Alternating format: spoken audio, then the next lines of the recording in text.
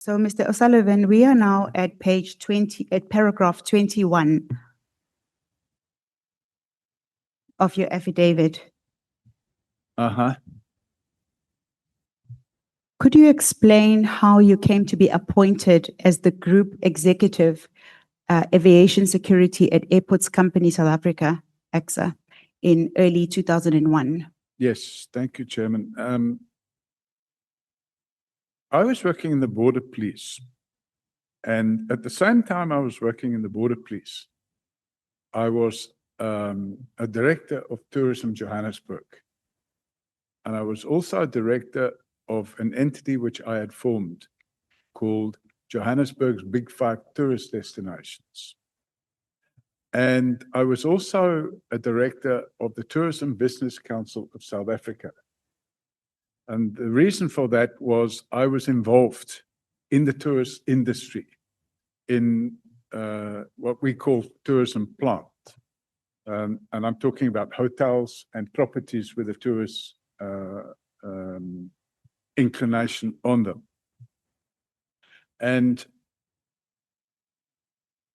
while I was working at the airport in the Border Police, I had recognized some issues involving tourists that were getting victims of crime after arriving in the country and having issues outside the airport. So I sat with the tourism police unit that I was a member of, and I pulled our resources. I said, guys, we've got to do something to stop this nonsense. So what we started doing, we involved the permanent police members. We were a reservist unit of about 35 members, but there were permanent members at the airport as well, Chairman. And we involved them, and we sat down and we had a think tank. And we came up with the idea of swapping shifts and moving things around so that we could make the airport a safe environment. And that fitted in quite nicely with the other activities we were involved in, which was to prevent human trafficking. So what happened was we needed additional facilities because there were not some facilities that we needed. So I made representation to the general manager of the airport, a gentleman by the name of Bongani Maseko. And I said, Bongani, we need some additional facilities here. Can you help us? And he said, no, we'll have to have a meeting and what. So we had another meeting and they said, no, this is going to cost money. I'll have to get it approved by the board. And he asked me to come and do a presentation to the board of AXA as to why we wanted these changes at the airport. And the board approved the plan and we implemented those changes. And then about 3 or 4 months later, we were able to demonstrate that we'd taken crime down at the airport by 35% in 1 year. And then I was approached by the chairman of AXA, a gentleman by the name of Mashuda Romano. And he said to me he wanted to have a meeting with me and Dalla Oma. Now, Is that Minister at the Dalla time, Oma? he was a minister of transport. Okay, so if you could just maybe mention him in his official Okay. capacity. Thank you. I knew Minister Oma from previous engagements with him because there had been some problems with, at that stage, he was a Minister of Justice. And while he was Minister of Justice, we'd had some problems with the policing at Johannesburg Central Police Station. There was some leakage with suspects, where suspects would come into the cells, at least the magistrate's court, and they would have to go upstairs. I'm sorry to interject, Mr. O'Sullivan, but I am now referring to your time at AXA. Yes. We've passed the time as a reservist Sorry. at So then, Worcester Square. Mashuda Romano said to me that he wanted me to meet with Minister Dalla Oma. So, and he said the reason he wanted me to meet with him was he wanted me, they were going to create a position on the board of Airports Company South Africa. And that position would be Group Executive Aviation Security. And he had given an undertaking to Minister Omar that when he was appointed chairman of AXA, Minister Omar had asked him to ensure that if he made any new appointments at a senior level within AXA, that the appointments should not be white people. So he then introduced me to who I already knew, Minister Omar. And we had a coffee at the airport. And he explained to Minister Omar the things that we had been able to achieve with bringing down crime at the airport. And then both he and Minister Omar invited me to apply for a new position, which they were going to create, which was this position, Group Executive Aviation Security. Did you interview for the position? Yes, Chairman, they published an article, what do you call it, an advertisement in the Sunday Times, and they told me I would have to apply for it, which I did. And I was shortlisted with 2 other persons, and then there was an interview, and they took a decision to appoint me. At paragraph 22, you talk about the normal hiring process. Is that what you're referring to after you were invited to apply for this newly created role? That's correct, Jim. Which coincidentally, you also were the successful candidate. That's correct. Okay. What was your mandate at AXA? My mandate was before change. Sorry. There are 2 hands here, Honorable Skosana, Honorable Malema. Thank you, Chair. It's very short. I wanted to find out the issue of parallel. What do you mean parallel? There was you were approached before the job was advertised, am I right? They told me that they intended to create such a position, and they would be placing an advertisement in the Sunday Times, and that when they place the advertisement in the Sunday Times, they would like me to apply for it because they liked the work that I had done at the airports with the border police. Yeah, if I hear you well, you said that they didn't want to appoint a white person, am I right? That's what you said earlier? So, no, I didn't say they didn't want to appoint a white person. I said that when Mashida Romano was made the chairman of Airports Company, he had agreed with the Minister of Transport that he would not appoint a white person into any senior position on the board of AXA. Right. Now, my last one on that, clarity on this parallel. When you said to the evidence leader, when she asked you about the parallelism of that advertisement, I didn't hear you well. What is parallel there on that? There was another candidate, or what was it? Don't remember using the word parallel, but there were other candidates and there were interviews. So it was a formality. The job was created for you. No, Chairman, the job wasn't created for me. They had a panel of people that did the interview. To disclose that the minister and the chairman, Ramashuda, approached you before that job was advertised. My understanding is that they'd taken a decision to advertise the position, but they hadn't advertised it, and the advertisement was coming out either the next week or the week after. So, no, my question is, did you disclose during the interview that the minister, Tula Oma, and Ramano Mashudu, that they've approached you, that they are going to create a group executive for aviation and security at AXA? Yes, I did disclose it in the interview. In fact, the interview panel included the chairman. The same person who asked you that you advertise that? It's correct. Thank you. Thank you, Chair.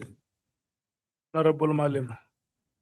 No, Chair, thanks. When the advert was taken out for this position, what were the requirements in terms of qualifications? I can't remember, Chairman. We're going back over a quarter of a century. I didn't keep a copy of the advertisement. Do you have a degree or equivalent yourself? No, that wasn't a requirement. Do you have a degree or an equivalent? You. No, So that post will not, Group Executive Aviation and Security will not have required a degree. no, there was no degree required in the advertisement. It was designed to suit you. I don't agree with that. The advertisement came out the week after I had that meeting. Who was in the panel? How many were they and who were they?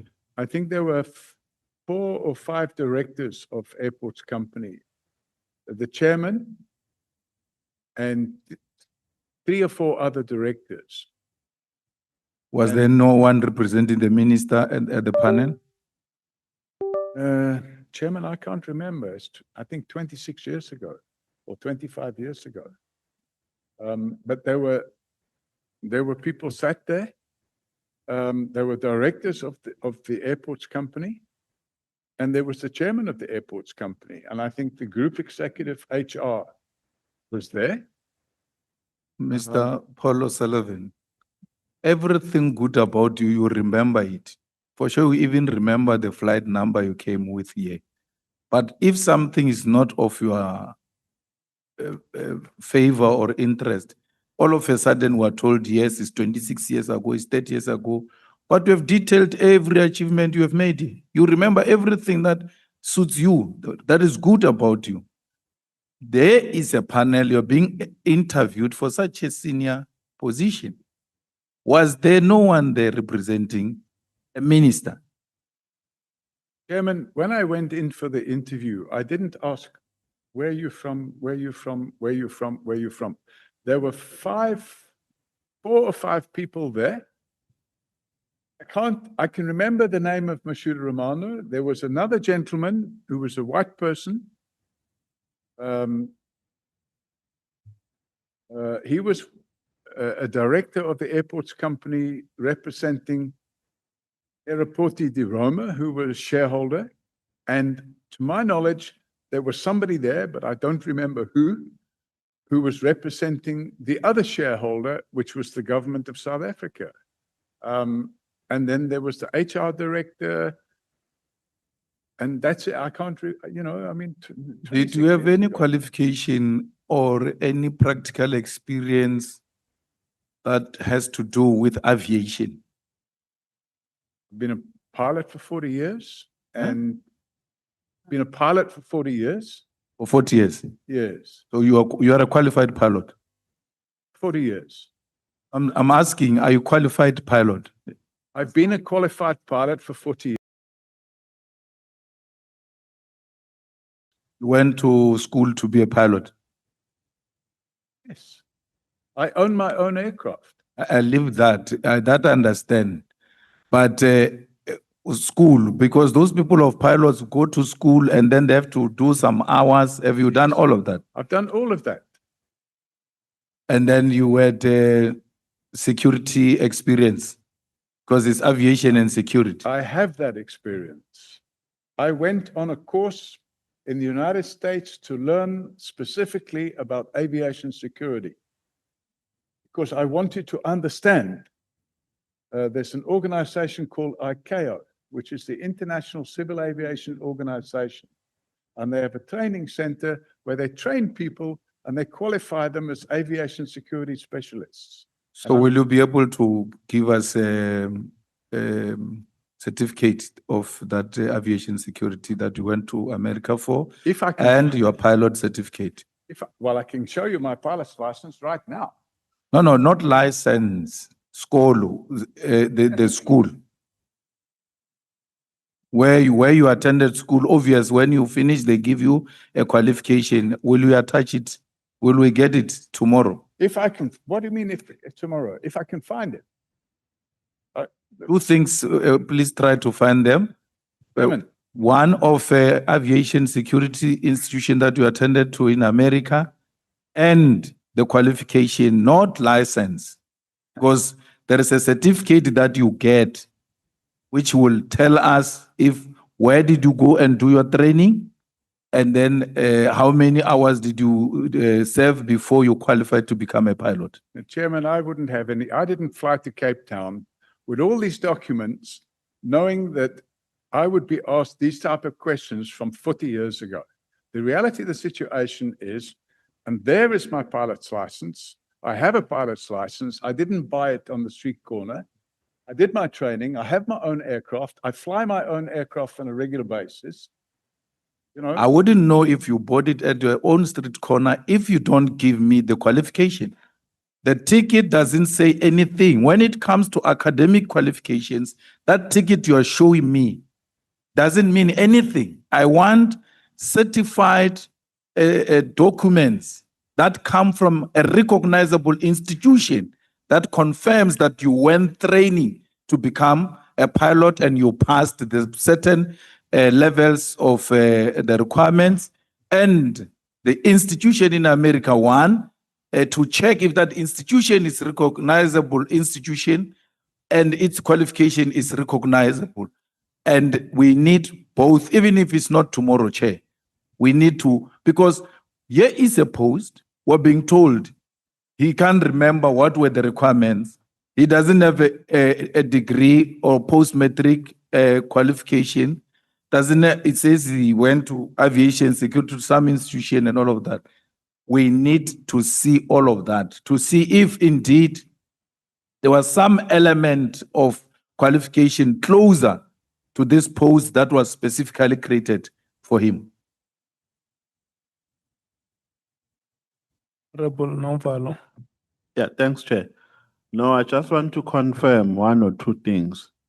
So, Mr. O'Sullivan, you said you were approached by Ramano and Mr. Dula Oma, correct? no, I didn't say that. I said I was approached by Mr. Romano, who wanted a meeting, Ramano and who wanted a meeting with the Yes. minister. And So he they arranged a said meeting, and the- then I met them. Bonani says they are not related. No, I know he's not talking about the Ramano we have here. But what I want to check is, so then they persuaded you to apply, correct? They said you must consider They invited me to apply. to apply. Yes. And then were you vetted before you were Pardon me? considered for the job? Were you vetted? I don't know what their internal mechanisms were, but I'm assuming they carried out the normally. No, my question, I think, should start like this. The first job that you did was being a detective at the airport, which was a national key point, correct? Correct. The airport was the national key point. What was your responsibility Worked in the border police there. as a police? Yes. Were you vetted? No. So you worked as a police at the airport, which was a national key point, without being vetted.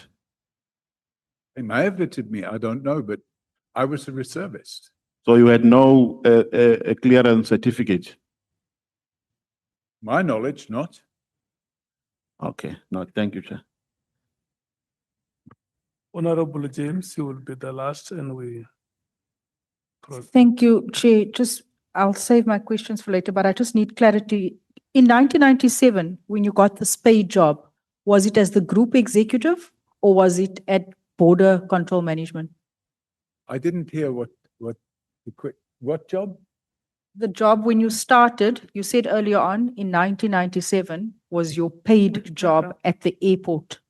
Oh, You were dealing with drug-related trafficking and working at border control. I'm trying to understand, was it a paid job via SAPS or was it this group executive job? then no, Chair. I was a police reservist. You were police reservist I was a police reservist at the airport. working at border control. Border police, not border control. Border police. Border control was carried out by the immigration department. So you were police reservist responsible for drug trafficking. No, Chairman, I wasn't a police service responsible for drug trafficking. I was a police reservist in the border police. And we were involved in a lot of activities, which included human trafficking, drug He's saying, what? prevention. It was crime prevention. Okay, I'm gonna leave it for later. And then also, just to make 100% certain, you have no other qualifications, nothing. You don't have any law qualifications, engineering, nothing, No, completely unqualified. completely. Nothing in law, nothing in engineering. That's correct. I'll get back to this later. Matric, do you have a matric? We don't have matric where I went to school. That's a South African qualification. Anything equivalent to a matric? Of course I have. What is that? We call it O levels and A levels, but I mean, we're talking about 40 years ago, so, or 50 years ago. You were group executive. No qualifications. Of course, I had qualifications. With all respect, Chairman, you know, regarding, and by the way, I was also at some point a aviation security auditor. I was a person that carried out aviation security audits. So I had all that training and all those skills. I'm going to leave it at that, Mr. O'Sullivan. You must remember what you told this committee now when I come back later. And this is why it was very important for you to have a CV as part of your statement. Then we wouldn't have been having this. I was there. Thank you, Chair. Mr. O'Sullivan, just for purposes of my clarity, you've just testified that you have no degree. That's correct. Okay. Earlier, you testified that you have an electrical engineering degree. No, I never said I had a degree. I had a high national certificate, which is just one step below the degree. So you do have a post O levels qualification. Absolutely, yes. And what is that qualification? Engineering, electronic engineering. Electronic engineering. It's a high national certificate. Where did you obtain it? Manchester, Manchester Technikon. correct.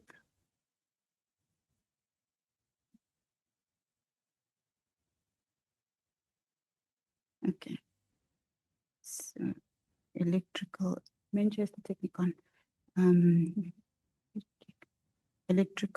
It's called electrical engineering. Electrical and electronic engineering, Okay, and that is your post O and A level qualification. correct. Okay. We were at paragraph 23 of your statement. And there it reads, I had carte blanche to make radical changes and to review all security contracts in place. My question that I had posed to you was, what was your mandate at AXA and what did your initial assessment reveal regarding the security? Perhaps let me take it one step at a time. What was your mandate at AXA? My mandate at AXA, Chairman, was to improve security, not just at Johannesburg Airport, but at all the airports. And what did your initial assessment, once you joined, what did that reveal regarding security at all the airports in South Africa? My initial assessment, Chair, revealed that the security wasn't up to the standard it should be, and that there was corruption within the service provider environment. For example, bribes were being paid to AXA employees to sign worksheets to say that people had performed certain jobs that hadn't been performed, and equipment tenders were going out in a corrupt fashion. I assessed all of this. I then went to speak to the chairman. I explained to the chairman that we had these problems. He said we need to fix it, and that was what we did. We went about to fix it. Could you elaborate on what you mean by having carte blanche to make radical changes? Okay, so for example, they had just completed a tender before I joined for the replacement of all the archway metal detectors and the pre-flight screening equipment of passengers. Where you put your bag on a conveyor belt, it passes through. At the other end, they can have a picture and see what's in your bag. And the replacement of all that equipment at 10 airports, I can't remember the exact figure now, but it was millions of rand. And when I joined, in the first month I was there, I was brought the tender documents and told we need to place this order now. And you have to sign this, that we're going to buy all this equipment. So I said, okay, let me have a look at all that. And I asked some questions. And I had a problem because the lowest bidder wasn't the contractor that they planned to issue the contract to. And there was a difference of several million rand. So I then decided to look into that further. And I found the lowest bidder. And I asked him, you tendered for this equipment, but they've disqualified you from receiving the contract because your equipment doesn't do exactly what the specification says.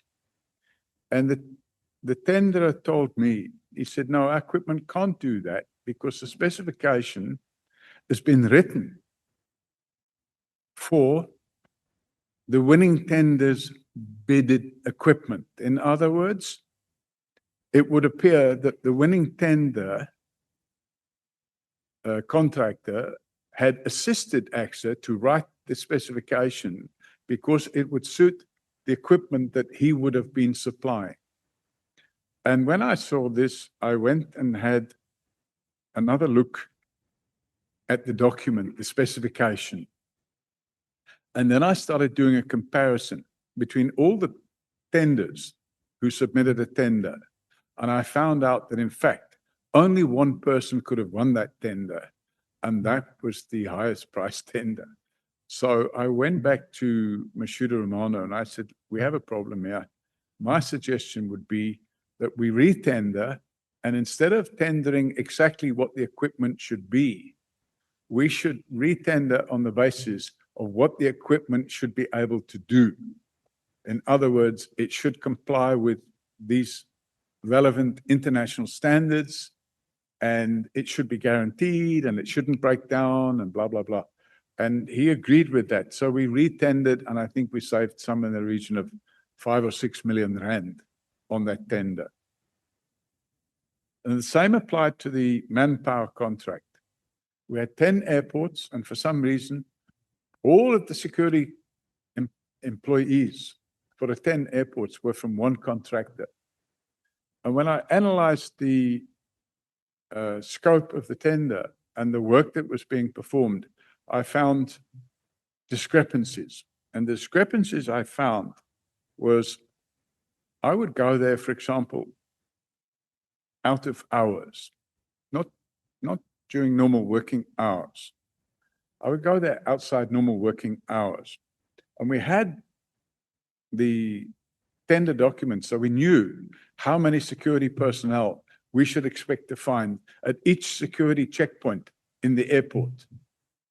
And when I went to validate how many people were there, every time I went there, I found that there were people missing, which meant they were the contractors who had won the contract were doing what they call short posting. So you might have a security checkpoint where there's supposed to be 5 people on duty, and there were only 2 people on duty. But the airports company was paying for 5 people to be there.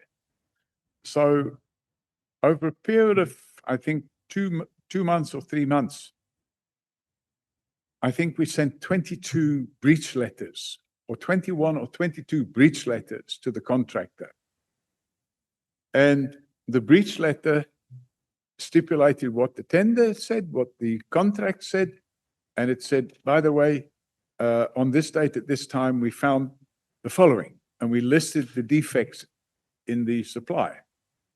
Then what we did, we carried out an audit of the personnel that they had employed. And the specification stated that the workforce had to consist of a certain grade of security officer.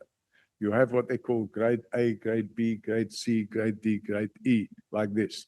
And at certain positions, the person would have to be a grade C. At certain position, it would have to be a grade B. At another position, it would be acceptable to have a grade D. And when we did an audit of the security staff that they had, not only did we find people missing from their posts, and they weren't missing because they'd gone away, they were missing because they'd never been there in the first place. And then we found that their qualifications were not in keeping, and some of them were not even registered as security guards at all. Okay. To that end, you actually, in your affidavit at paragraph 23 and 24, mention a specific contract and contractor as an example. That's correct, Chairman. A company called Kusalani Security and Risk Management. How did you deal with that contract? This is the company that supplied approximately 5,000 heads around the 10 airports. And we issued them with 2021 breach letters. And the breach letters we kept issuing more or less every 2 or 3 days. There was a breach letter being issued. So I was really getting on top of these people. And then I happened to be in the United States when 911 took place. And I was shocked at what could happen if aviation security didn't go according to plan. So when I came back, I met with the chairman and I said, look here, I think what we don't need in South Africa right now is a 911 or something of that equivalent. We need to get rid of this contractor, and instead of having one contractor doing all the airports, my suggestion is that we have a different contractor at every airport so we don't have all our eggs in one basket. The chairman agreed, and then we started a process to cancel the contract and to bring in new contractors. Okay, following the cancellation of the Kusalani contract, you opened a criminal docket. Correct. What did the investigation uncover regarding payments to senior? Why did you open a criminal docket? We opened the criminal docket because, Chairman, I invited the contractor to supply us with proof of their VAT registration and proof of their VAT payments, and they refused to supply it. So I opened the criminal docket not only for that, but some of the employees of the contractor had come to me privately and told us that their employer was deducting UIF, pension contributions, and when they asked for a certificate to show that their pensions had been paid up, they could not provide such a certificate. So I opened the docket alleging fraud in respect of VAT, UIF, and pension contributions. And the investigation resulted in the CEO of the company going on trial, and he ended up getting 5 years in prison. We are at paragraph 25 of your statement. What did this investigation for which you opened dockets uncover regarding the payments to senior AXA employees? Okay, so Chairman, we found that within the security environment, the security department of Airports Company, we found 1 or 2 people that approached me and they said to me, listen, you know, I even took sworn statements from them because they said on such and such a date, they were given an envelope which they had to pass on to this person and so on and so forth. So I went to the chairman, Mashudu. I said, Mashudu, we have a problem here. We need to get into this.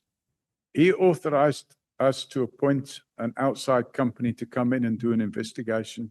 And that company, we pointed them in the right direction. That company provided evidence of bribes that were being paid to AXA employees to sign off worksheets that people had been at work when they hadn't been at work, what we call ghost employees. And the bribes had been paid. So all those people ended up getting suspended and then dismissed. In those days, Chairman, Act 12 of 2004, which is the Prevention and Combating of Corrupt Activities Act, didn't exist. It had only been promulgated in 2004. So we just dismissed them based on the fact that they were dishonest. In the same vein that you speak about what the investigations uncovered, you also mentioned the late National Commissioner, Police Commissioner, Mr. Jackie Silebi. Yes. Could you expand on why you mention him particularly at this paragraph? Yes. So, Chairman, I mentioned Jackie Silebi because after we took a decision to cancel the contract, and when I say we, I'm talking about myself and Mashuda Romano. And then what Mashuda Romano did was he called an urgent executive board meeting where the whole executive group of AXA endorsed our decision before we issued the cancellation letter. After we issued the cancellation letter, strange things started happening. The first thing that happened was I got a phone call from the then Deputy National Commissioner of Police, a gentleman by the name of Andre Price. And he wanted an urgent meeting between myself and Jackie Silebi and himself at the airport. And the purpose of that meeting was to inform me that the National Key Points Act was going to be changed.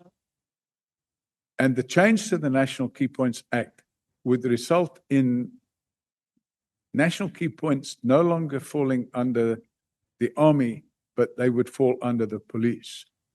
And therefore, they did not want me to cancel any contracts until they had changed the National Key Points Act. And when we discussed that internally in AXA, we considered that request to be unlawful.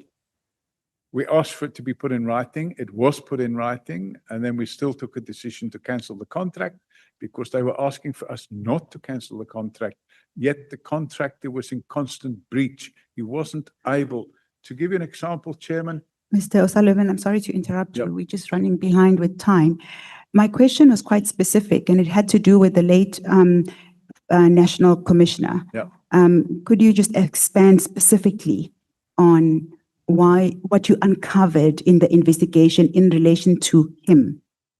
So, Chairman, what I uncovered was that he was a friend of the CEO of Kusalani Security, a very close friend. And I didn't obtain any prima facie evidence at that stage, but I had received information that he was also a friend of the head of the security at the airport, and that together they were looking after the contractor, who in turn was looking after them. So after we issued the cancellation letter, strange things started happening. The first incident that took place was that somebody tried to shoot me. And I had a bullet hole in my car. In fact, I had a small chunk out of my thigh. The bullet actually singed my thigh and smashed the window and went through the door. And the same night, Mashuda Romano had a house in Northcliffe.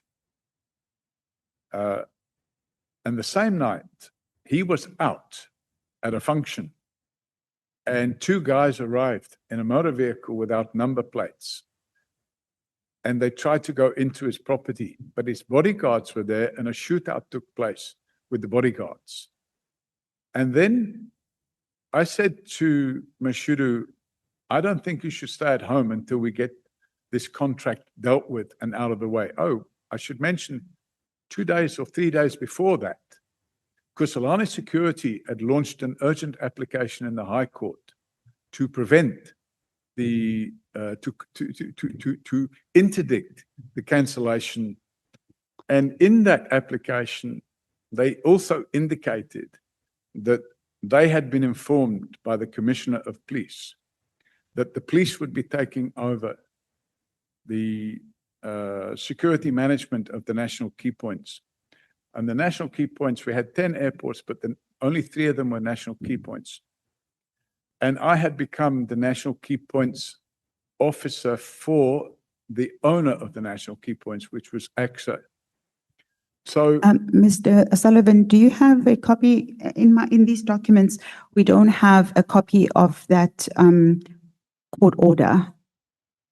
so unfortunately, Chair, I tried to get a copy of that court order, and I think I phoned the attorneys, I think either in your presence or advocate presence, and they said that they would look for it, but it's like 25 years ago.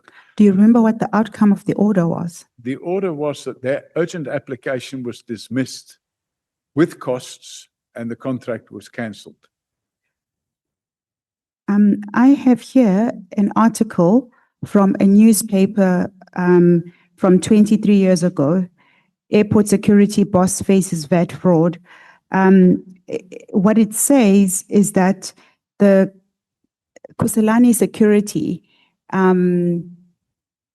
settled with the airport and its contract ran its course, but it was not renewed.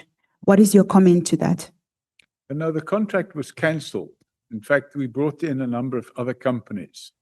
And to my memory, one of the companies was Fidelity. There was another company called Protea Security. And I still remember somebody accusing me of being a shareholder of Protea Security, which at the time was owned by Tokyo Sequali Velapanda Group. And we replaced Kusalani completely and they were gone from the airports. Okay. I would like to then bring you back to my question before we went down the road of talking about the cancellation of the contract. It's still unclear how the late former national commissioner features in this specific contract. But to that end, I can take you to paragraph 26 of your statement. Yes, okay, thank you. Before paragraph 26, yes, you mentioned that he was one of the people that where you conducted an investigation and you found that he'd been somewhat involved with Kusalani. correct. At paragraph 26, you then mentioned that whilst Mr. Mashudu Ramano was in hiding during October 2001, which is the incident that you've just described, that there was a shootout outside of his house. Sorry, Officials, Chair, Yes. that's not correct. The shootouts had taken place before then. And then he was in hiding. Yes. So that that's what I'm intimating, Yes, that okay. whilst he was in hiding after the shootout. after the shootout. Yes. Yes. Whilst he was in hiding after the shootout, during October 2001, police officials reporting to Silebi tracked Romano to the hotel he was staying at. Could you expand on that statement? Yes, Chairman. He was arrested and detained as allegedly being an illegal immigrant. And on the day he was arrested, I didn't know he'd been arrested. In the afternoon, I think in those days, the Mail and Guardian used to come out on a Friday or Thursday. I can't remember exactly what day it is. But on the day in question, I got a phone call from a journalist at the Mail and Guardian who told me, by the way, you know, we're going to ask you some questions. We're running a story tomorrow. And I said, okay, what are the questions? He said, well, first of all, do you know that your chairman is an illegal immigrant? And I said, no, he can't possibly be an illegal immigrant. I know his family because after I became friends with him, which we did, I had flown to his mother's funeral. In fact, I flew him up in my plane to his mother's funeral in Thohoyandou. So I knew that he wasn't an illegal immigrant. But what had happened was, unfortunately, his ID book, his name was spelled wrong. His ID book was spelled Ramango instead of Romano. And he explained that to me as being because when he was born, his mother went to the police station to register his birth. And she gave the name, and the policeman who wrote down the name wrote down Romango instead of Romano. So, but he knew that he was a Romano, not a Romango. So after that, he had to rectify. But in the meantime, this reporter then accused me of being a shareholder of Protea Security or being a shareholder of Velopanda. And I said, no, that's rubbish. He said, I've got your bank statements here. Your bank statement shows that you received R500,000 last week or the week before. Did you receive R500,000 from Yeah, Velopande? no, not from, I'd sold some shares. Okay. So To Velopande? no, I had nothing to do with Velopande. I'd sold some unit trusts, in fact, shares. I'd sold some unit trusts. So, you know, you buy and sell and, you know, that's how it works. So I had nothing to do with Velopanda at all. And so I said this to the journalist. And the next day, there was a headline in the Mail and Guardian that Mashuda Romano was arrested and detained for being a legal immigrant. And by the way, in the morning, I got a phone call from Mashudu. He said, they've just released me. This is about 23 years ago. Yes. Yeah. Well, hang on. That was 2001. Yes, about 25 25 years ago. Yeah. Okay. Or 24 years ago, because it was, I think, October 2001. Okay. And he said, they've just released me. And I said, thank God, I've been trying to get hold of you. I said, thank God, I've been trying to get hold of you. What happened? And then he gave me this explanation that I've just given you now about the Romango, the Romano, and so on and so forth. Your role at this point, you'd been now at EXA for a couple of months. How involved was your role? I mean, you started, you've testified that you basically did an audit of all the contracts, and you found that there were irregularities. You cancelled a number of the contracts. So it was one big contract. But you mentioned a number of others that were also That quite. was equipment then. Yeah. That wasn't a contract, that was a tender. Okay. My question, Mr. O'Sullivan, is basically leading to your role. How involved was your role at EXA? How much time did you require in order to execute all the things that you were doing? Well, I hit the ground running and I spent literally 7 days a week there doing this. And unfortunately, the airports regrettably were in a mess. If I had to tell you, in the first 4 months of my being at Airports Company, we had multiple robberies, including airside robberies, where bandits came into the airport and held up people that were unloading cash and diamonds from a KLM flight. $26 million was stolen from a Swiss air flight. And this was causing chaos because the people in the outside world were starting to say, well, hang on a minute. Look at all these heists going on at the airport.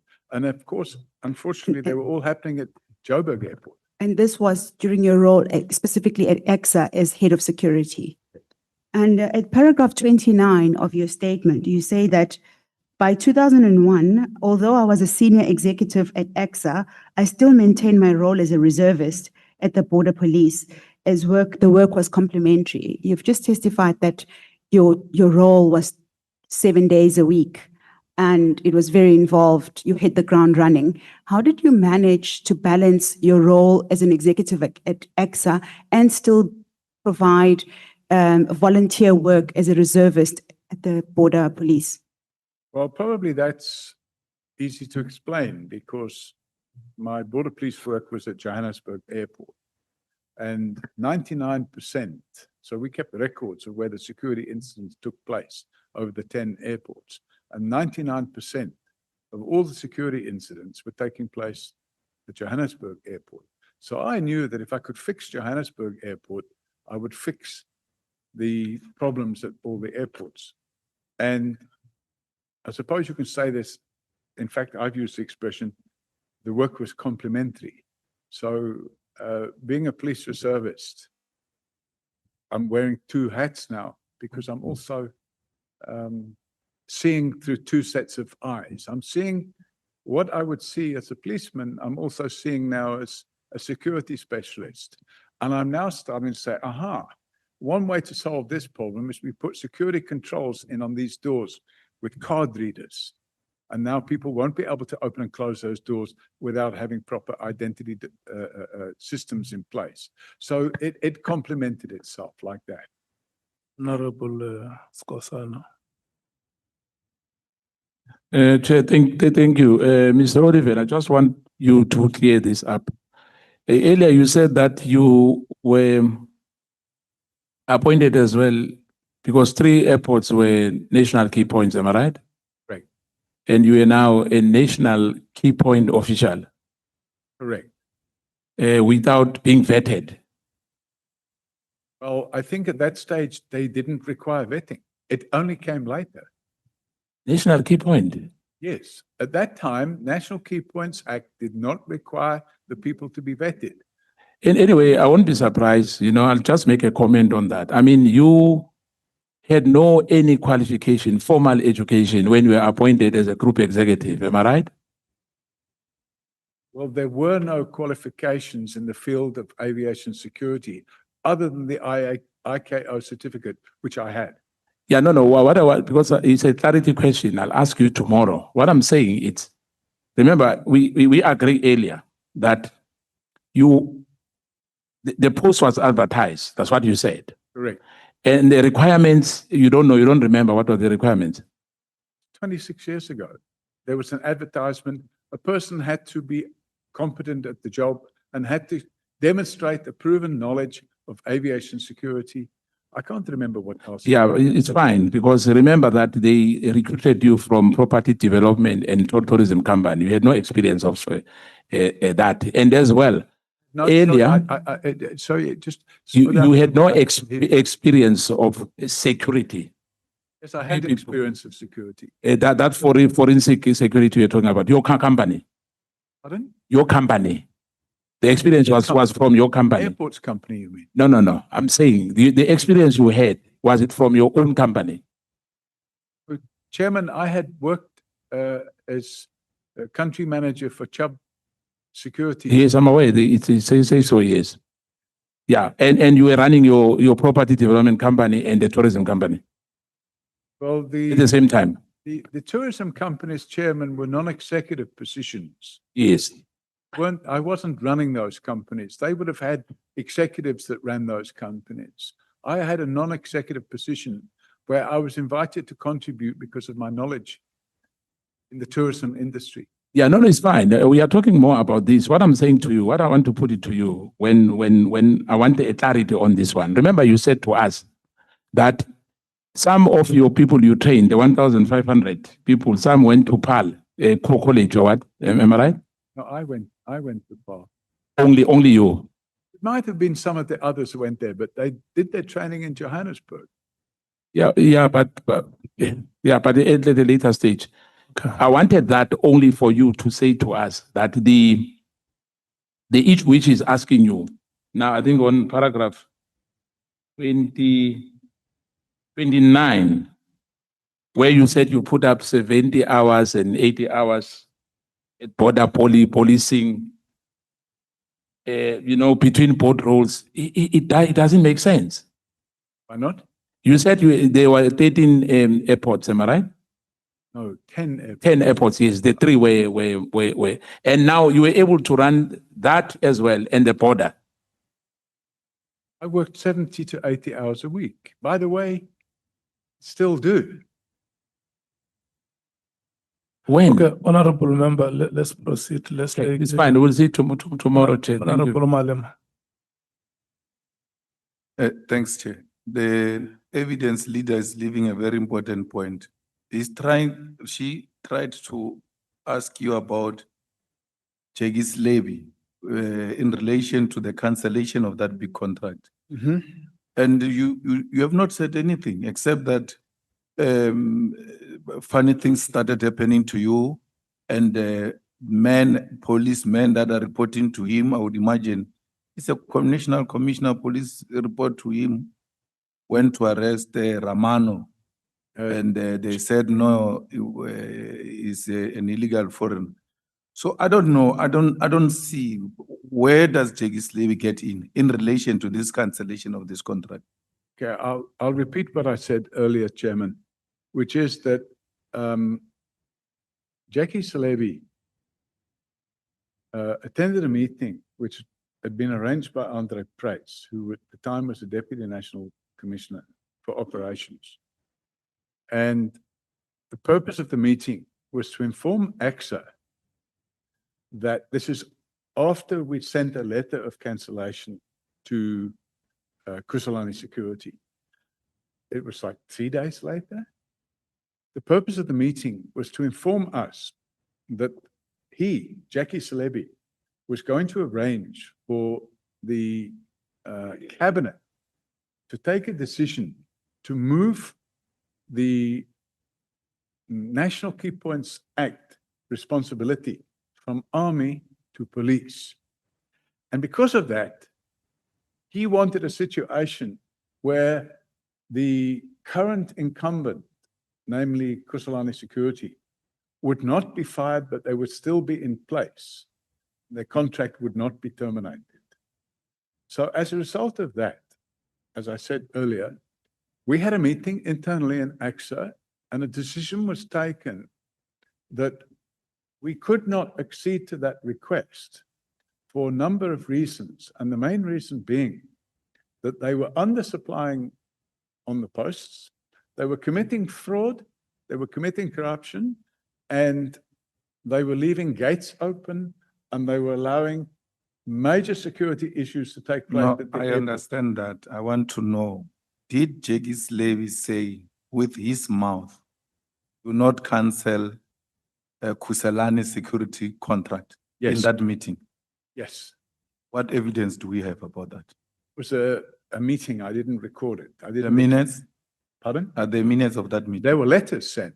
I mean, 25 years ago, I don't have those letters now. No, not letters.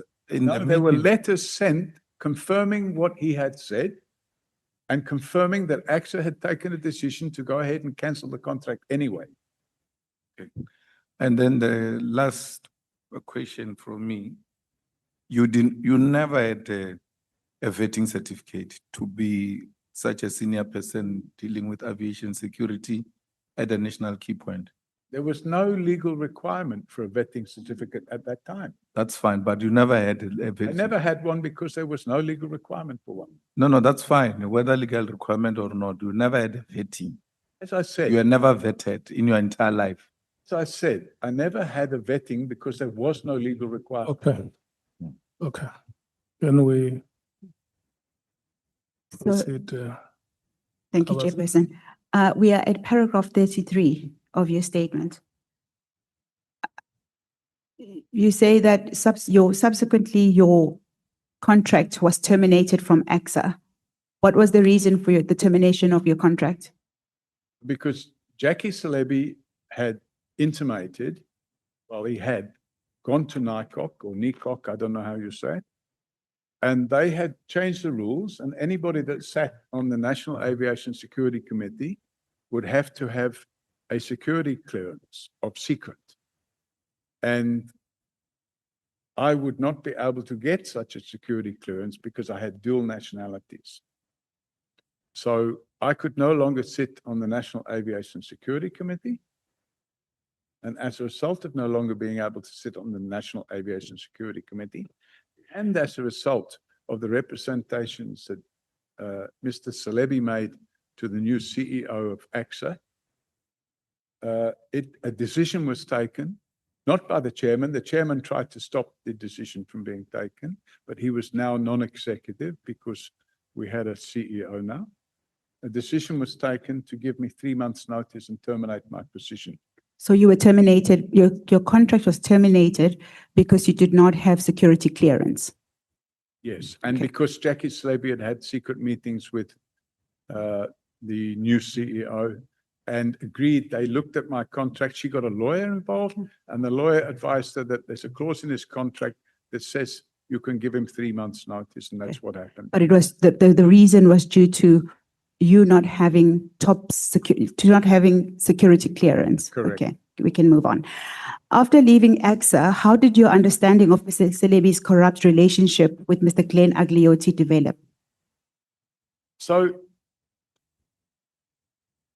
whilst we were in the border police, this is before I joined AXA. So, I remember an incident. It must have been, Just specifically the relationship between Mr. Celebi and that's what I'm talking about. Glenn Agliotti. If we can Yes. just limit So, it to that. While I was in the border police, we had a consignment of counterfeit goods that came in, and the consignment of counterfeit goods was being brought in by Glenn Agliotti. If you could be specific about what those counterfeit goods were? They were, I call them tackies, but they're running shoes. Converse was the manufacturer's name, but they were counterfeit. They were not real Converse, and they were polo shirts, golf shirts. And they were listed on the waybill as being secondhand clothing for charitable distribution to previously disadvantaged communities. But when the container was opened, it was found to be brand new Converse shoes and polo shirts, which were allegedly secondhand clothing from China. Okay. Besides the clothing, was there any involvement of narcotics, drugs, along the lines of the things that you were specifically looking after at the airport, which you have mentioned? No. No. No. Later, I found out about that, but that would have been a few years later. Okay. So you were still describing the relationship and how you uncovered it. Yes. So what happened was, after my role at AXA had been terminated, I became aware of the fact, in fact, I became aware of the fact before my role was terminated. I laid a formal complaint with what was then called the ICD, which was, ICD stood for the Independent Complaints Directorate. And I laid a formal complaint with the ICD whilst I was still working at AXA against Jackie Celebi for interfering in the contractual relationships between AXA and the contractor. And when the new CEO started, I was called in and told I must withdraw that complaint. Did you withdraw it? No, I refused to withdraw the complaint. And the reason I refused to withdraw the complaint was because I believed the complaint was valid. And I was then unlawfully suspended. But at this point, Mr. O'Sullivan, with all due respect, you've now been terminated. Your contract has been terminated. Before I was terminated, I was unlawfully suspended. Okay, but we are now at the point, I'm sorry to interject, I don't mean to rush you, it's just time is not on our side. In the timeline of where we are in the testimony, you have left AXA and you are now investigating Mr. Celebi, even though you've left AXA. And that's where we are in the testimony. If you could just expand on that. Okay, so Chairman, after I left AXA, I went back and carried on with my property developments. Actually, I was still involved with that anyway. I started building houses for sale again. This developed, I think, 2 developments in Bedford View, and I built some houses in Kempton Park and some others in Dainfern. But while I was doing all that, I decided to look into Jackie Celebi because I was aware, I had no evidence, but I was aware of this relationship between him and Nolan Grenier. Him and? Nolan Grenier. Okay. He was the CEO of Kusalani Security. And I considered that a corrupt relationship. So I arranged a meeting with, I'd made this complaint with ICD, first of all. Secondly, after leaving AXA, I lodged a formal complaint with what was then called the Scorpions. I had a meeting with the Scorpions in Silverton, in Pretoria, and I provided them with all the information that I had. And they told me, yeah, it doesn't look good, but there's no prima facie evidence there. If you find any evidence, come back and tell us and we'll have another look. So I decided to go out and look for evidence. And I got that evidence. And the first evidence I got was I got a phone call from a captain in the police at Sandton Police Station. And he told me that there'd been a robbery at a house, like a townhouse, you know, a luxury townhouse in School Road in Morningside. And that the person that had been robbed, his next door neighbor, was a guy called Glenn Agliotti. And when this captain went there, he went into the next door neighbor's house, which was Glenn Agliotti's house, because the house where the robbery had taken place was being treated as a crime scene. So the captain went into that house and he met with this person. And then while he was talking to this person and taking a sworn statement from him, Glenn Agliotti was talking to somebody on the phone and he handed this captain the phone. He said, "Here, it's the Commissioner of Police. He wants to speak to you." And the captain in question spoke on the phone with the Commissioner of Police, which was Jackie Celebi. And Jackie Celebi told him, and that's what he put into a sworn statement. What was the name of the captain? Sure.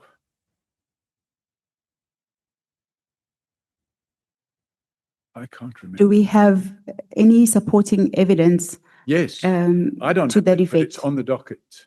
Okay. So the Scorpions obviously ran with the investigation because it wasn't just that. There were a number of things that came together. So we had, first of all, that situation. And that's what you uncovered basically in your investigation, that he was That was the involved first- with That was the Agliotti. first thing. Okay. So what Jackie Celebi told the captain was, look after this fellow Glenn Agliotti. He's a close personal friend of mine. I then remembered that several years earlier, when I was in the border police before joining AXA, that we'd had this consignment of clothing, this What you described earlier. yes, the counterfeit goods. And we had detained the goods and I'd arrested Glenn Agliotti. And you then leave it. And the next thing You had arrested him as a reservist? I'm just yes, in that capacity. Okay. yes. Okay, can we? And I Honorable non-follow. Yeah, no, thanks, Chair. No, Mr. O'Sullivan, may you please extricate me from this confusion? Earlier, when I asked you about security clearance, you confirmed that you did not have it. And then when the council asked you need that copy. about your dismissal, you said, should I wait for you? Can I proceed? Thank you. When the council asked you about your dismissal, and then you confirmed that you were dismissed by Mr. Jackie Levy, because you had no security clearance. And the justification, according to your logic, for not having a clearance, a security clearance, is that there was no legal requirement at the time. Is that correct? So almost correct.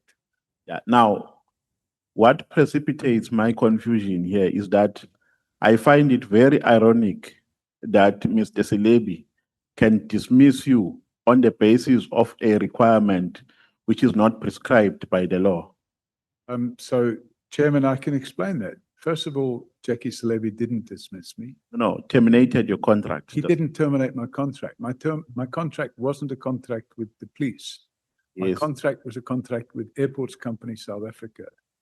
And what happened was Jackie Celebi first attempted to have the National Key Points Act changed so that the National Key Points would report to the police.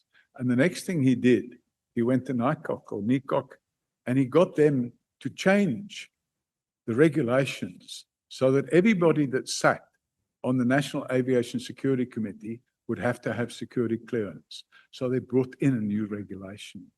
and I couldn't meet that regulation because I didn't have security clearance.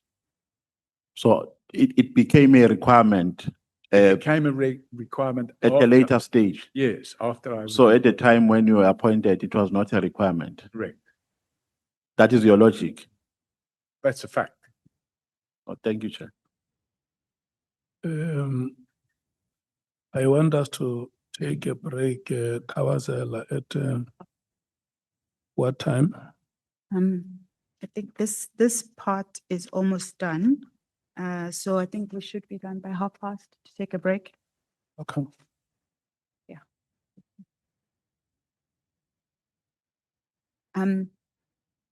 Mr. O'Sullivan, if I can just then maybe just to wrap up this part of your evidence, you say that, I'll just read it into the record. Under Celebi, this is at paragraph 37. Under Celebi, the police was effectively captured by the criminal underworld. I'll give you an opportunity to just give your final comment. With many criminals having friends in the police to keep them out of prison, the growing trail of evidence and media exposés were starting to take their toll on the relationship between Celebi and President Thabo Mbeki. This is very similar to what has been testified regarding the events that led up to the 6th of July. The narrative is quite similar. However, in 2006 and 2007, President Thabo Mbeki tried to help Celebi in the return of securing his own political future in Polokwane. And it goes on, it can be read into the record.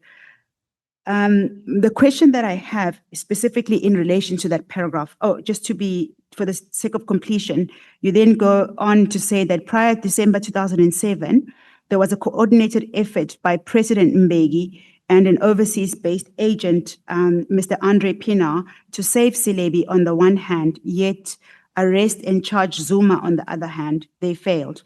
President Mbeki and Pienaar's plans fell apart at the ANC elective conference in Polokwane.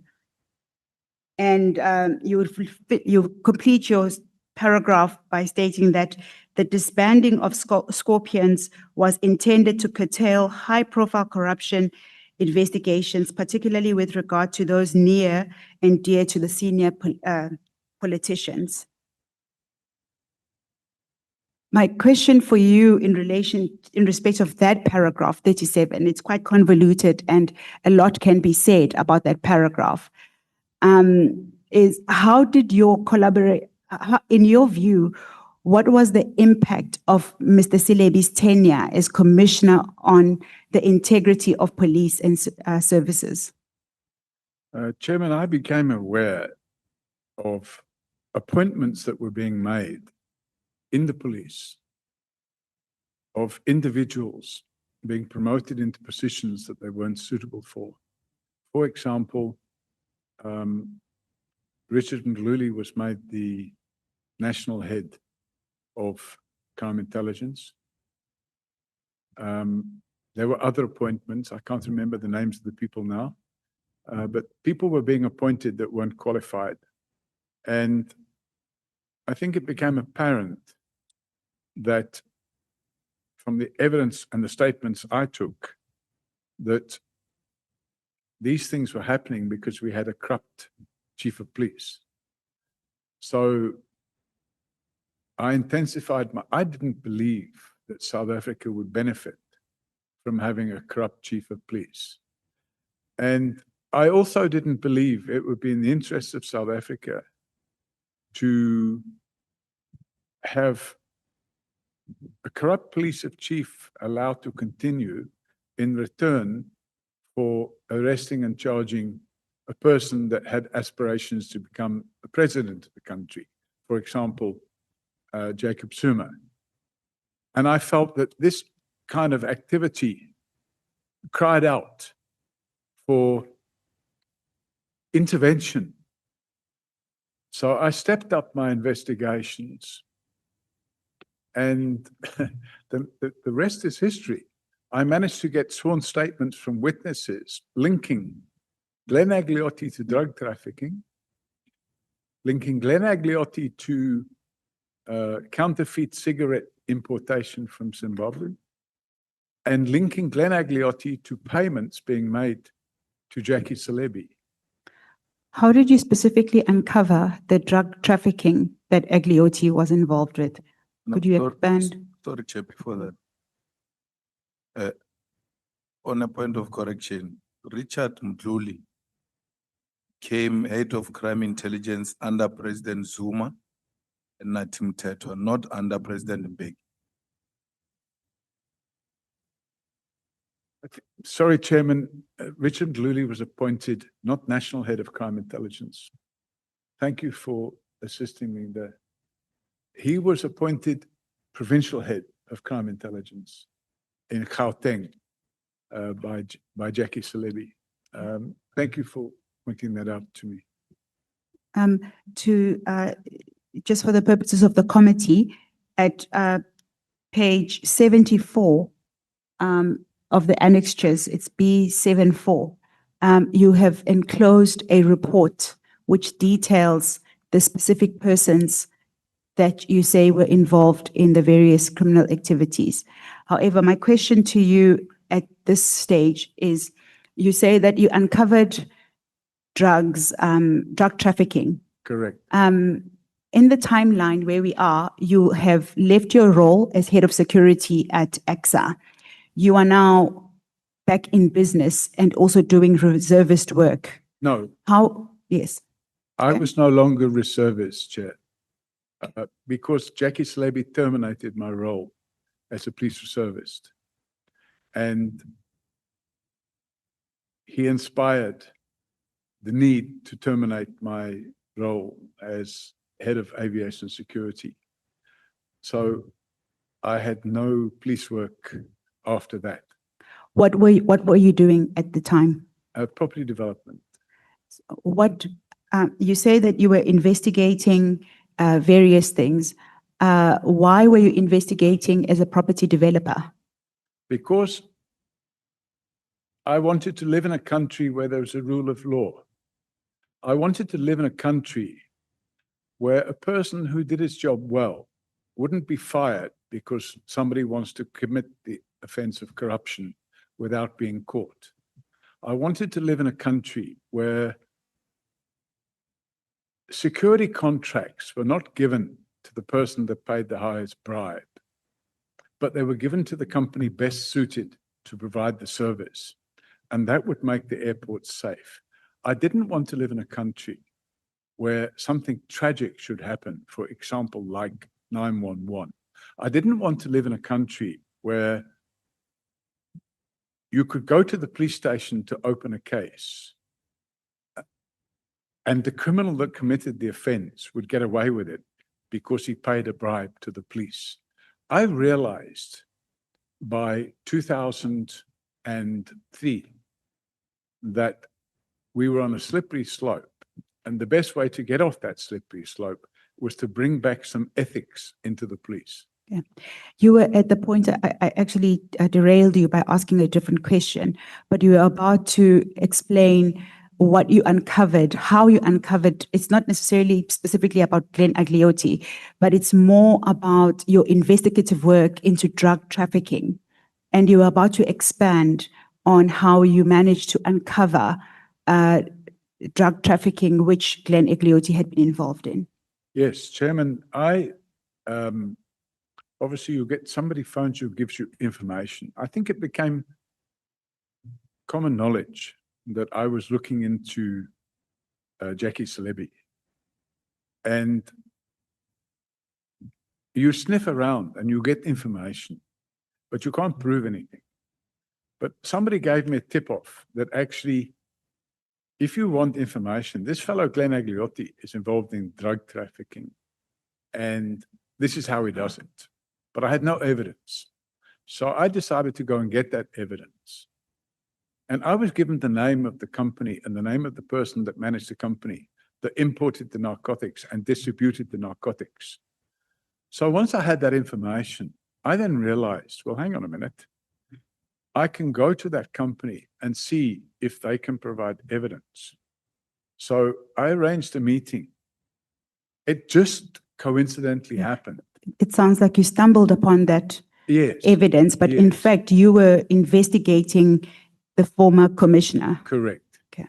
So it just so happened that when I was a police reservist, I had been running a drug-free schools project in my spare time. And that drug-free schools project resulted in us, a team of us, going around all the schools and explaining to the children how drugs are bad for you.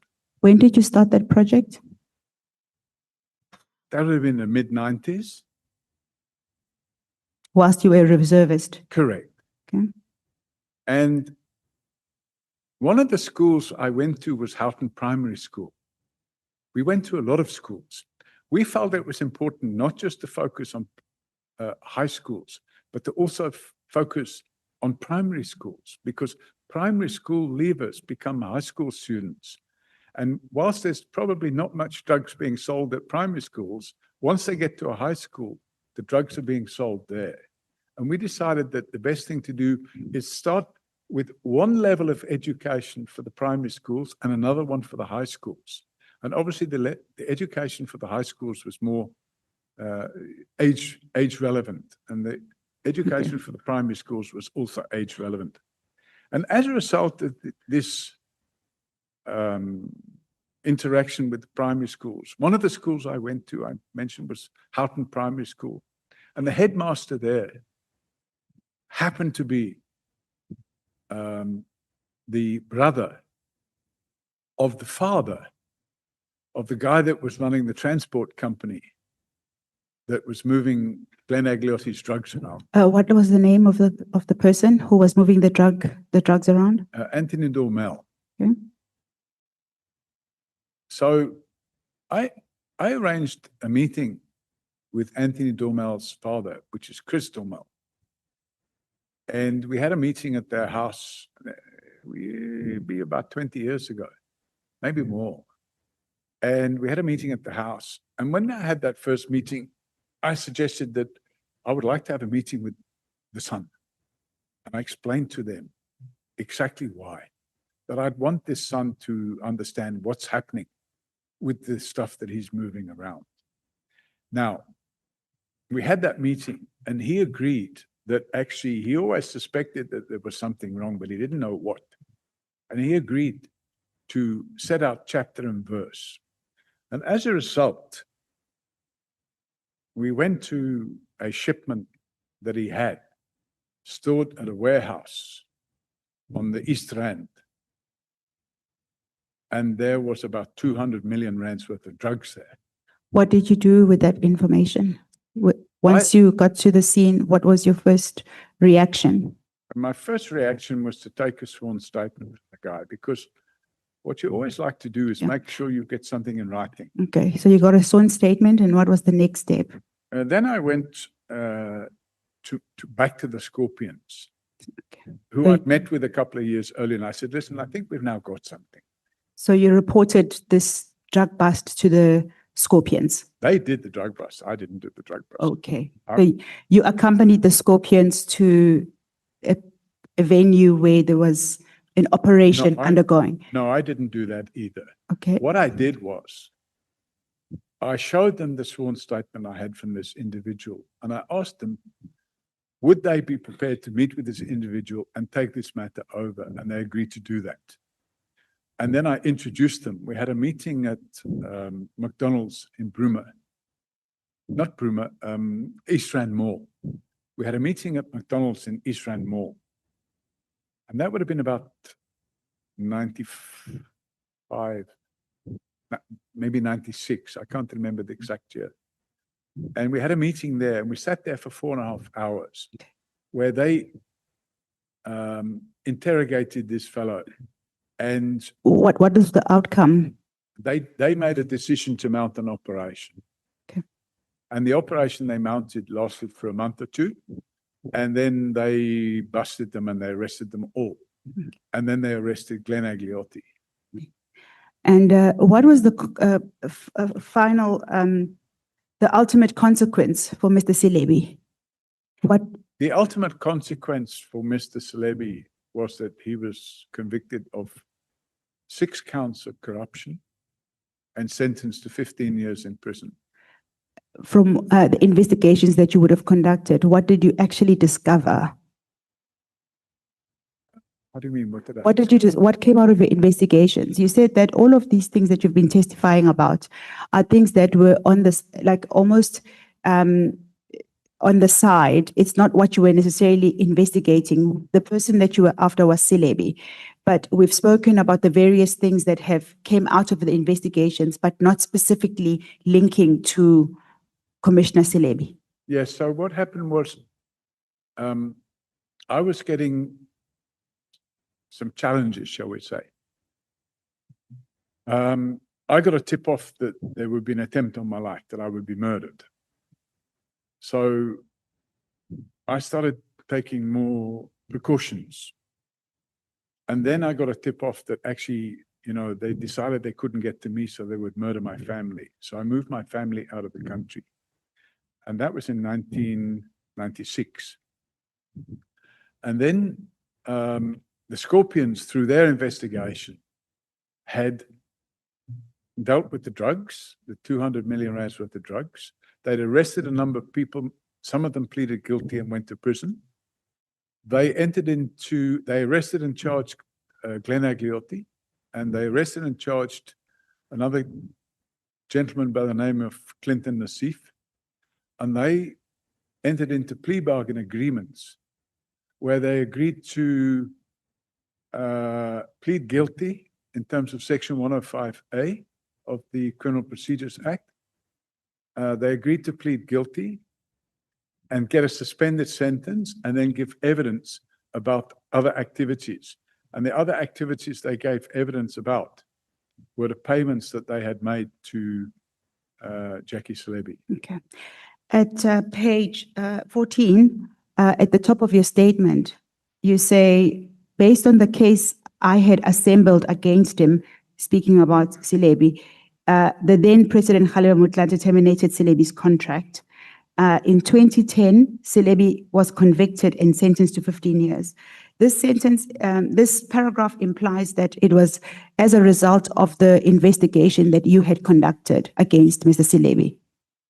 Yeah, Is that correct? Perhaps that's a little bit too much, because in fact, what I had done, I carried out an investigation which triggered the production of the evidence which led to Jackie Silebi being arrested and charged. Okay. So if it's like anything else, I had started work which became the catalyst for the criminal charges which he faced. What was the motivation for you investigating him? As I said earlier, Chairman, I wanted to live in a country where there's a rule of law. I didn't want to live in a country where a chief of police could be so corrupt that he could enter into an agreement that would assist a sitting president to arrest and charge a future possible president. Because I felt that that was like completely wrong, regardless of what and at the time, I didn't know who became President Zuma, I didn't know him from a bar of soap. So I had no knowledge. Would it be fair to say that as a result of Mr. Silebi not granting you security clearance, you then investigated him? What would your comment be to that statement? Yeah, I think that's not correct. And the reason it's not correct is because it's like a domino effect, isn't it? If you don't do this, this will happen, then that will happen, then that will happen, then that will happen. He was going behind my back and having secret meetings with a view to having me dismissed. Why? Because we refused to kowtow to this idea of allowing his friend. In fact, I went a step further. The criminal case I opened against his friend resulted in his friend going to prison for 5 years. So he just badly wanted me out of the way. And because of the lawlessness of that conduct over 2 or 3 years, I just decided, no, the country doesn't need a commissioner of police who's involved in that type of criminal activity. So I took it upon myself to do the preliminary investigations And when I handed it to the Scorpions on a plate in 1990, whatever, 5 or 6, there were prima facie evidence, but there was more than that. Would you say there's a relationship between Commissioner Selebi's arrest and the disbandment of the Scorpions? I'd say absolutely, without a doubt. Part of the problem, Chairman, is that the Police Service Act makes it clear that no police official may be an active politician. And at the time Jackie Selebi was the Commissioner of Police, he was also a member of the National Executive Committee of the ANC. So now suddenly the rules relating to the Police Service Act were being flouted. And not only that, you heard about all these so-called spy tapes. And the spy tapes make it clear that there was a concerted effort on the part of certain persons, one of them being the then head of the Scorpions, a chap by the name of Leonard McCarthy. Because the spy tapes show his conversations with a person by the name of Andre Pienaar, who was based in London.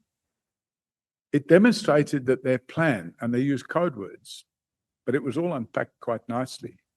And they used these code words to show that actually we must get Selebi off the hook and get Zuma on the hook. And in the process, the problem they had was this individual by the name of O'Sullivan. And in those spy tapes, it states categorically, let's not worry about O'Sullivan. We'll bring somebody in that will deal with him decisively. Now, I thought, wow, this is heavy stuff. So I felt that, no, I did the right thing. The country should benefit from a police service with an honest chief of police. And that's what I expected to see. Because if you have an honest chief of police and a hardworking chief of police, you would expect that the people, that the whole thing ripples down and you have a good police service. Thank you, Mr. O'Sullivan. Lastly, you say that you got this information from spy tapes, but you were no longer a police reservist. You were also no longer the head of security at AXA. In what capacity were you able to access these spy tapes? No, well, I didn't access the spy tapes. What happened was, I'm trying to remember her name now. Nomkhobo Jiba. She was the acting national director of public prosecutions. And after Jackie Selebi had been arrested, she was suspended. And she was suspended before his trial had got cracking. She had been suspended.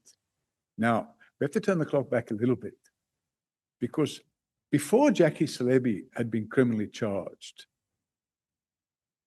they had gone to see the president. The Scorpions had gone to see the president to say, we have a warrant of arrest for the Commissioner of Police. It wasn't the Scorpions, sorry. It was the National Director of Public Prosecutions, a gentleman by the name of Vusi Pakoli. And he went to see the president together with Garinel, who was the provincial head of the Scorpions. And they went to see the president and they said, we have this warrant which has been issued. And before we execute the warrant, we wanted to inform you as a courtesy that we intend to arrest the Commissioner of Police.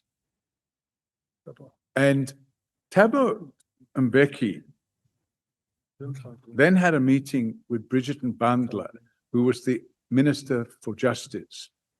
And the Minister of Justice immediately suspended Vusi Pakoli. And then after this suspension, the provincial head of crime intelligence was instructed by Jackie Selebi to start tapping the phones. Mr. O'Sullivan, I really apologize for interrupting you. Where can I find this information? Do we have evidence to that effect where these meetings took place? Do you have minutes to that effect? So, Chairman, it's common cause. I'm sorry to have to say, but if you go back in time, it was all over the newspapers.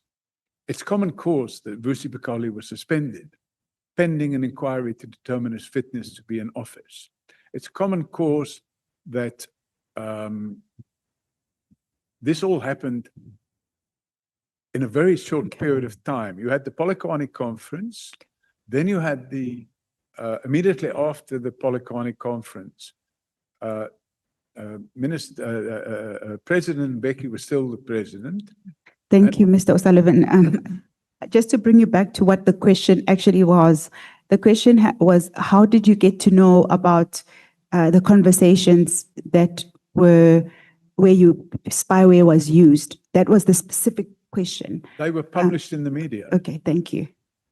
I think either the Mail and Guardian or the Times. They were Thank you. published and they quoted from it. So you read them in the media? And not only that, I spoke to the journalist Okay. and he sent me a copy of the tapes, not the tapes, but the transcript of the tapes, because they, But that your source basically was the media. That was the Correct. question. Thank you. Thank you, Chairperson. Thank you so much, honorable members. Let me take this opportunity to recognize the following honorable members who have joined us, who have come to support the work that the committee is doing. Honorable Mautwe, the Chief Whip of the EFF in the National Assembly. Honorable Noluchungu, Honorable Mkhalipi, Honorable Matiase, Honorable Nehaus, Honorable Ntlangwini, and Honorable Makesini, the Chief Whip of the EFF in the NCOP.